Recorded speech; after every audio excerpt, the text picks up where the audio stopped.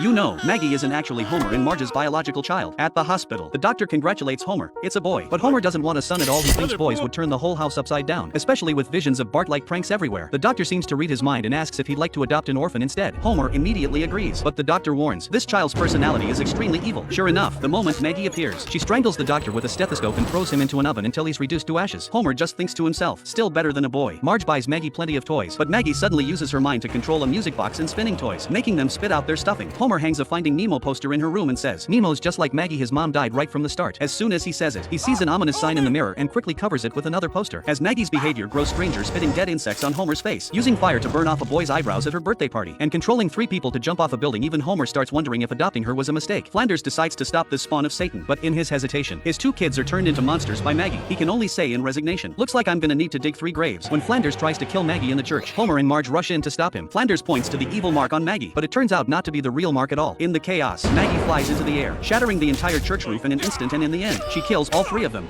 Maggie secretly climbed into a pill capsule, but was shrunk into the capsule by Professor Frink's shrinking ray, and was swallowed directly by Burns, who was standing nearby. That sounds like Maggie, but she's right here. Professor Frink had developed a universal capsule. One pill could supplement all the nutrition the human body needs, but before that, it needed to be shrunk with a shrinking ray. However, Maggie mistook the pill for candy. She sneaked in when Marge wasn't paying attention, wanting to have a feast. But the professor on stage didn't notice at all. He continued promoting his product as usual, with just a shrinking ray gun. The huge capsule could be shrunk directly, making it convenient for towns. Bart, what are you doing? Taking a whiz. Stop that! We're guests in Mr. Burns. Just as the capsule was about to dissolve, the family finally succeeded in rescuing Maggie onto the ship, but the professor told them some bad news. The ship couldn't carry such a heavy weight. Someone had to stay in Burns' body. At this moment,